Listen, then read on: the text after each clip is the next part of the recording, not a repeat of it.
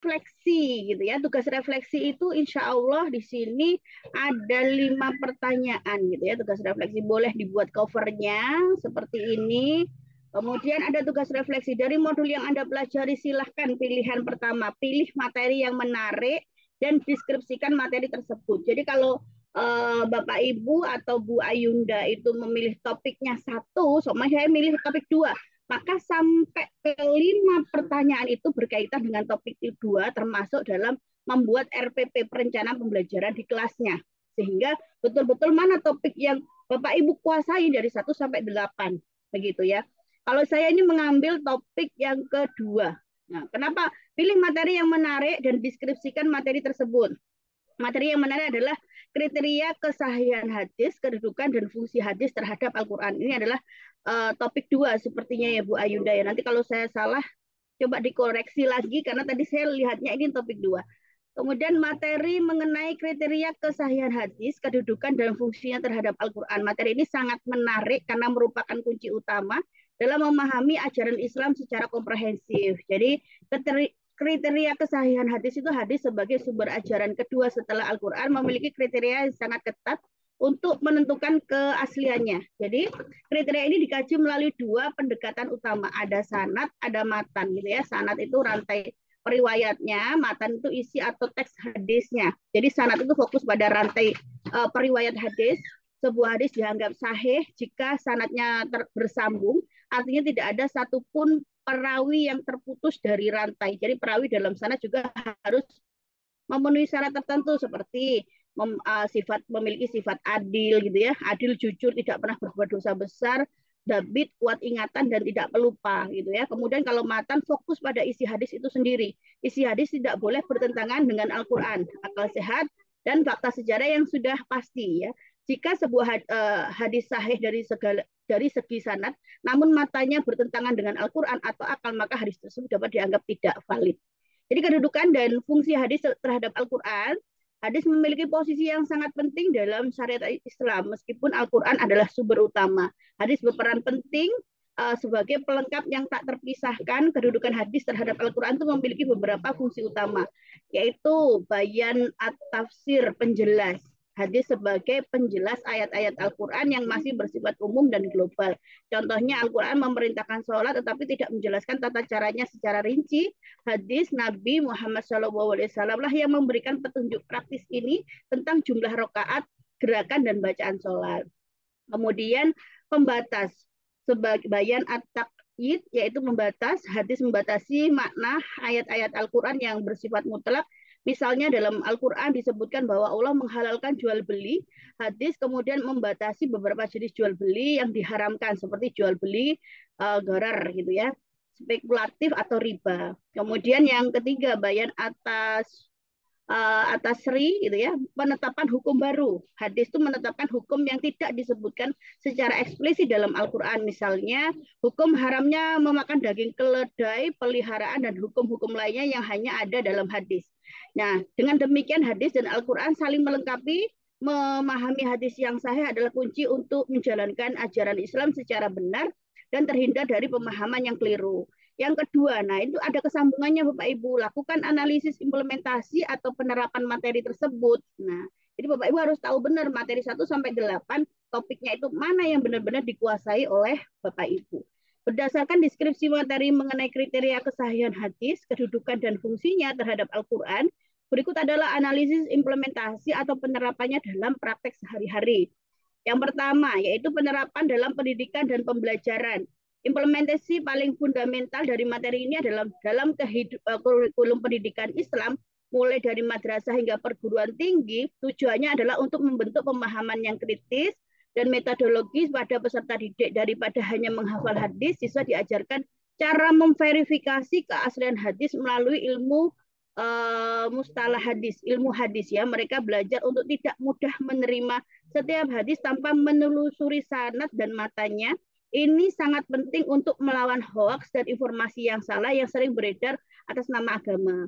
Kemudian penerapan dalam praktek keagamaan individu. Secara individual, penerapan materi ini membantu seorang muslim untuk menjalankan ibadahnya dengan benar dan yakin. Contoh paling jelas adalah dalam praktek sholat. Jadi seseorang tidak hanya tahu gerakan sholat dari apa yang diajarkan turun-temurun, tetapi juga memahami bahwa tata cara tersebut berasal dari hadis-hadis Nabi Muhammad SAW yang sahih. Jadi ini mendorong keyakinan yang lebih kuat dalam ibadah. Selain itu, ketika menghadapi sebuah nasihat atau fatwa, seorang muslim yang memahami fungsi hadis akan mencari landasan dalilnya, baik dari Al-Quran maupun hadis sahih, sehingga terhindar dari bid'ah, inovasi dalam agama yang tidak memiliki dasar. Kemudian ada penerapan dalam kehidupan sosial dan fatwa kontemporer. Pada level yang lebih luas, pemahaman ini sangat relevan dalam penetapan fatwa dan hukum Islam di era modern.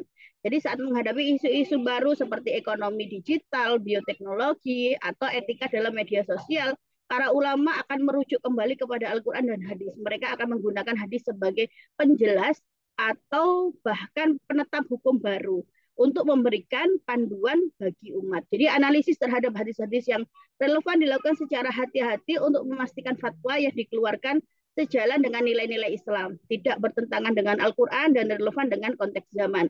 Jadi penerapan juga membantu menjaga moderasi beragama dengan menolak hadis-hadis palsu atau yang mendorong ekstremisme. Nah, yang ketiga, soal yang ketiga itu tuliskan pengalaman praktis dari proses pembelajaran yang mendukung atau bertentangan dengan materi yang dipelajarinya. Nah, ini kan materinya berkaitan dengan hadis tersebut.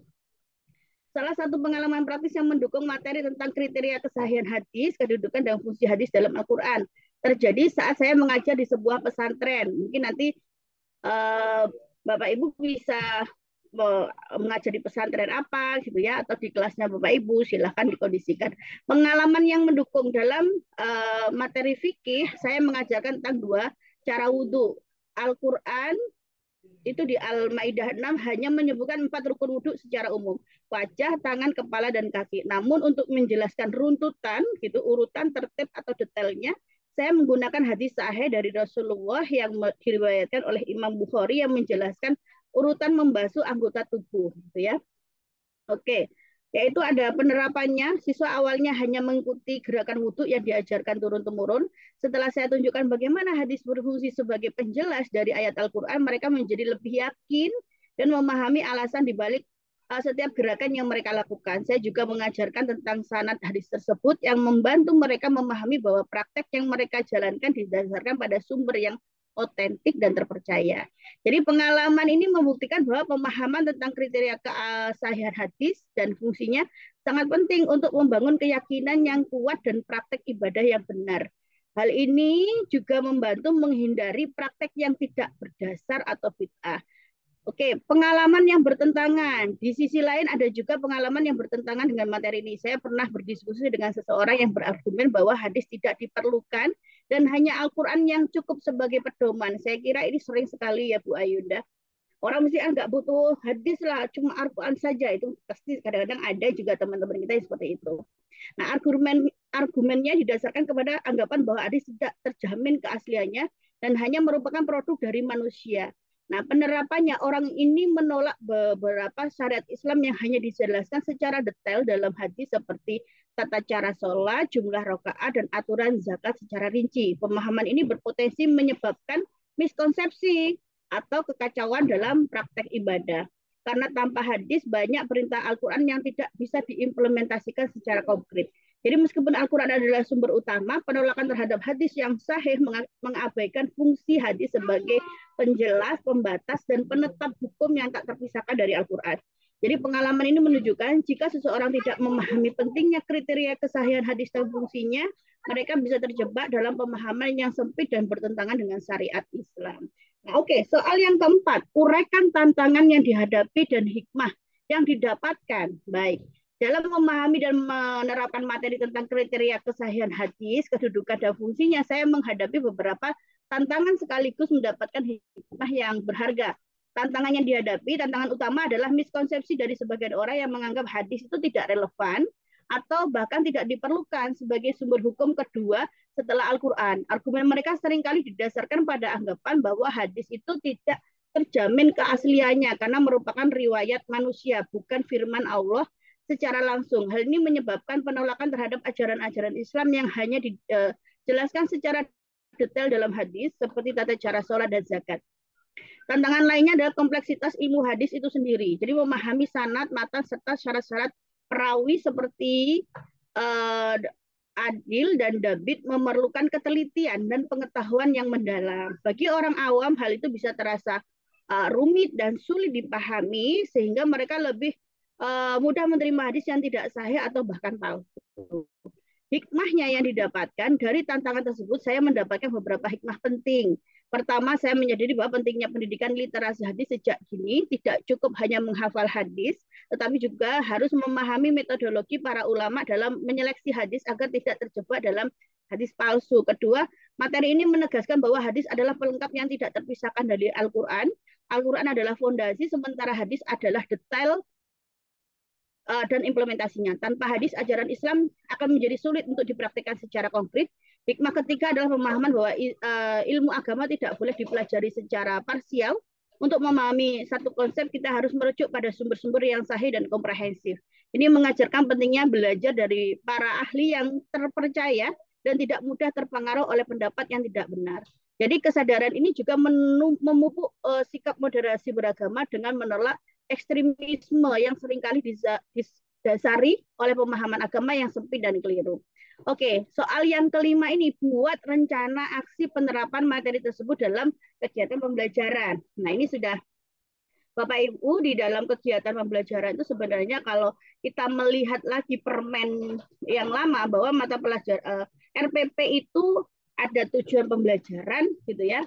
Kemudian ada langkah-langkah pembelajaran itu cukup. Kemudian ada asesmen. Nah, rencana ini masih rencana, belum sampai saya model pembelajarannya apa itu tidak. Karena menurut saya ini masih bisa diterima begitu ya. Rencana aksi pembelajaran yaitu kriteria kesahihan hadis, kedudukan dan fungsi hadis terhadap Al-Quran. Tujuan pembelajaran, peserta didik mampu menjelaskan kedudukan hadis sebagai sumber hukum. Kedua, setelah Al-Quran, kemudian peserta didik dapat memahami fungsi hadis terhadap Al-Quran sebagai penjelas, pembatas, dan penetap hukum. Peserta didik mampu membedakan hadis sahih dan tidak sahih secara sederhana. Kemudian peserta didik dapat mengimplementasikan pemahaman tersebut dalam praktek ibadah sehari-hari. Kemudian langkah-langkah kegiatan, ada pendahuluan, itu 15 menit, apersepsi, guru bertanya kepada siswa, setelah Al-Quran, pedoman apa lagi yang kita gunakan, kemudian mengarahkan jawaban ke hadis. Motivasi, guru menjelaskan pentingnya memahami hadis agar ibadah dan kehidupan sehari-hari sesuai dengan tuntutan Nabi Muhammad SAW, bukan hanya sekedar ikut-ikutan. Kegiatan inti menyampaikan materi kedudukan hadis, guru menjelaskan bahwa hadis adalah sumber hukum kedua. Fungsi hadis, guru menggunakan metode ceramah interaktif dan analogi. Analogi satu, petunjuk dan panduan. Al-Quran dianalogikan sebagai petunjuk arah atau peta yang memberikan gambaran besar. Hadis dianalogikan sebagai panduan detail yang membantu kita mengikuti petunjuk tersebut langkah demi langkah. Kemudian analogi dua, resep makanan. Al-Quran dianalogikan sebagai resep makanan yang mencantumkan bahan-bahan utama seperti perintah sholat. Hadis dianalogikan sebagai tata cara memasak yang menjelaskan langkah-langkah detailnya, jumlah rakaat, bacaan, dan gerakan. Kemudian ada diskusi kelompok dengan siswa-siswa dibagi menjadi beberapa kelompok. Setiap kelompok diberikan studi kasus, misalnya ayat Al-Quran memerintahkan sholat, bagaimana hadis menjelaskannya. Ayat Al-Quran memerintahkan berinfak, bagaimana hadis menjelaskan tentang zakat mal.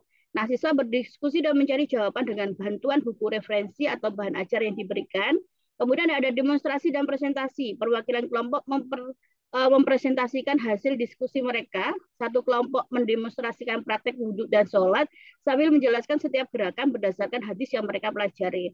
Kemudian penutup 15 menit ada refleksi, guru memberikan pertanyaan reflektif apa yang akan terjadi jika kita beribadah hanya dengan Al-Quran tanpa hadis. Kemudian kesimpulan, guru menyimpulkan bahwa Al-Quran dan hadis saling melengkapi. Memahami hadis yang sahih adalah kunci untuk beribadah yang benar dan menyeluruh. Kemudian ada tindak lanjut, siswa diberikan tugas untuk mencari contoh-contoh lain tentang fungsi hadis dalam kehidupan sehari-hari seperti dalam hal ekonomi atau sosial. Jadi ini sudah cukup Bapak Ibu. Kemudian biasanya pertanyaan Ibu, kalau RPP-nya ini apakah sama seperti RPP yang akan kita gunakan ketika membuat video gitu ya? Itu berbeda ya, kalau membuat video UKI nanti RPP gitu ya. RPP atau modul ajarnya jauh lebih tertata. Ada beberapa yang harus dilengkapi, tidak seperti contoh dalam pembelajaran ini, Bu Ayunda. Baik, adakah yang ditanyakan, Bu Ayunda?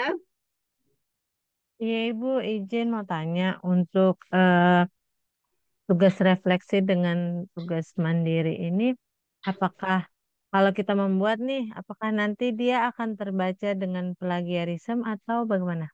Oke, baik. Dari yang pengalaman saya ya mendampingi yang tahap satu itu tidak Bu Ayunda gitu ya, tidak terdeteksi plagiarisme.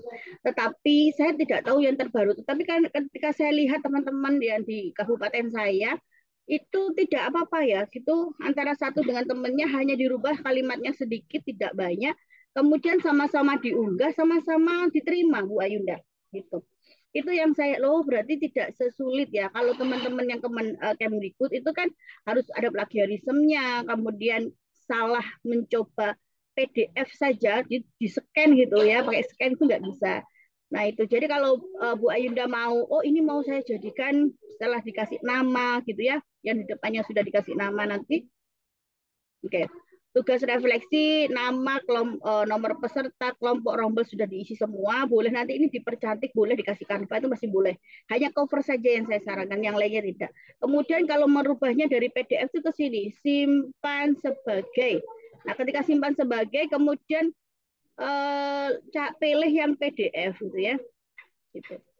Oke, saya mana ini? Nah, ini pilih format PDF terus disimpan. Nah, itu. Jadi nggak usah pakai aplikasi-aplikasi yang lain gitu yang ada di internet itu tidak saya sarankan. Ternyata itu lebih mudah terbaca oleh sistem gitu.